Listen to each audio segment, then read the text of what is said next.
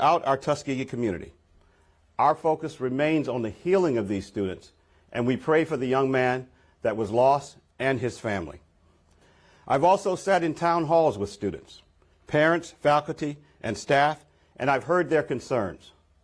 Our students experienced a traumatic situation that I am sure will linger with them for a long time, and we want to ensure they have the support that they need to focus on their studies and finish the semester successfully.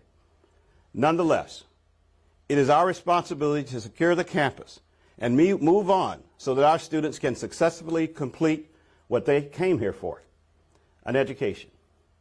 We have started that process for hiring up to 8 additional police officers, allowing us to provide 24/7 security patrols.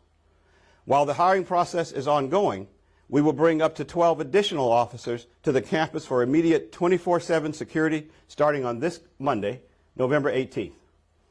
This is more than what we have had in recent memory. My goal is for students to see sworn officers walk the campus, walk through offices and classroom buildings and dormitories where they live. We are restructuring the front gate and adding an electronic arm to make it clear that this is not a campus where you can simply enter. We will install 400 additional cameras with common vision, which will be able to detect weapons, and we will add them to the 500 cameras we already have. If you were around the campus earlier today, you would have noticed contractors mending breaches in our perimeter gates that were previously accessible. We're also adding metal detectors as permanent fixtures, adding key fobs and keypad security that alerts when doors are propped open. It's important to note that we will move to the use of a security application called RAVE as one of our emergency notification systems. Students will need to have this application on their phones. It's also important to note that today, more than 40 additional mobile lights are being placed as needed throughout the campus. The entire campus will be lit. And as I mentioned last Monday, the campus is now closed. Only badged individuals will be allowed on campus. If you are visiting our campus, you must stop by the public safety building here across from the main gate to get a visitor's pass. Otherwise, our security team on the gate have been directed to turn you around and not allow your entry. We will continue to have one gate open, the Lincoln Gate, and this may mean delays coming onto campus, so build in a little extra time for that. This is a small sacrifice for the greater good. The bottom line here is that Tuskegee University is a secure campus. That is a promise to our students, their parents, our faculty, and staff.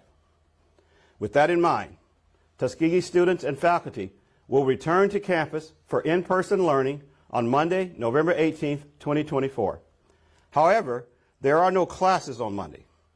On Monday, we have planned a day of healing.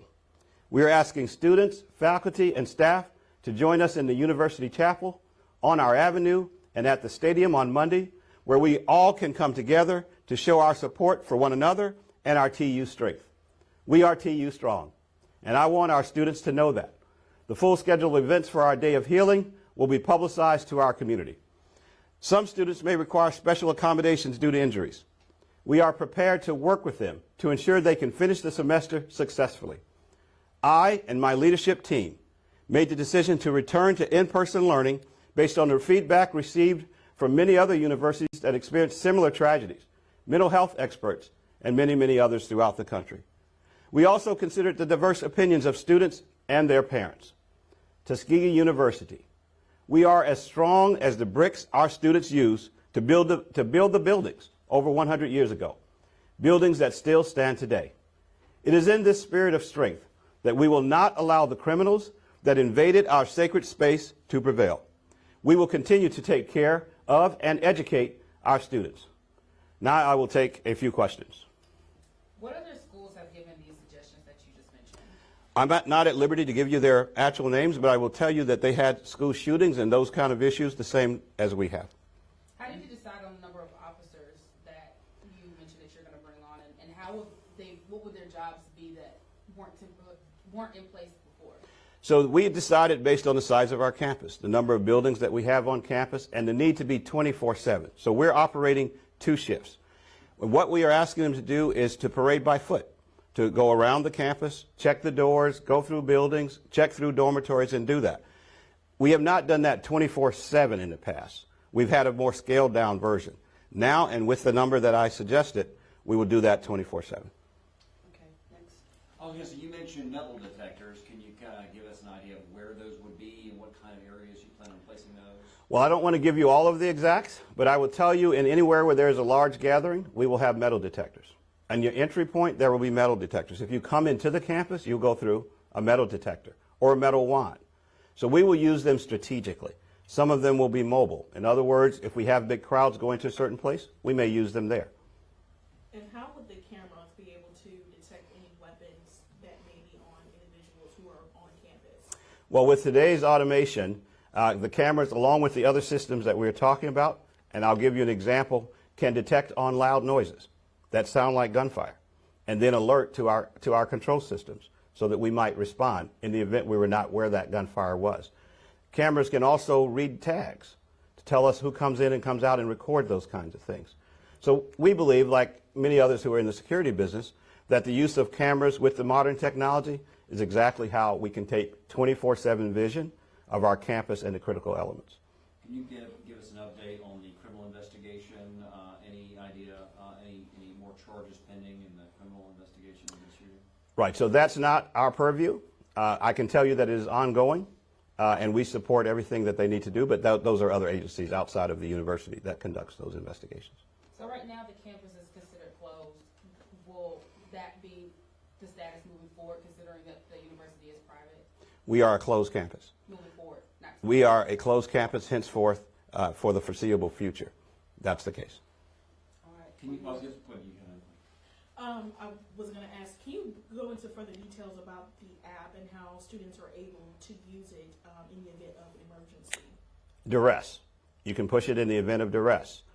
At the same time, I can call for an all shelter in place, or release shelter in place. In other words, a centralized way for a student right in the palm of their hand to notify us of a concern, and for us to respond to all students at one time. When will classes resume? Classes will resume on Tuesday. We will be back in full force on Monday, but that, as I said earlier, is a day of healing. All right, that's it, Oh, everybody. just one other question. Monday, I understand that you dismissed the chief of security. Was there an update in So you have a news release on that. You do? Mhm. Okay. Mhm. All right. I do have one other question that I just have to ask. I know that you're only in this role for the last few months, and that there were probably things that were in place before you came into your current role. But what was your understanding of what campus security was like before Saturday? So what I would tell you is our posture for campus security before Saturday would have been a routine campus security for a university. We had guards at our gates. We had people that were being checked. That's not the issue at all. It's important to note that we were invaded by criminals who thought with a criminal mind, well beyond what you would think on a campus for security. So what we're doing is in response to the world that we have right now, where guns and proliferation of guns are an issue for us on our campus. So that's what I can tell you, ma'am. And I just have to ask this. I just have to ask this for the students. Cody, that's it, honest. Thank you, everybody. Thanks, everyone. Have a good day.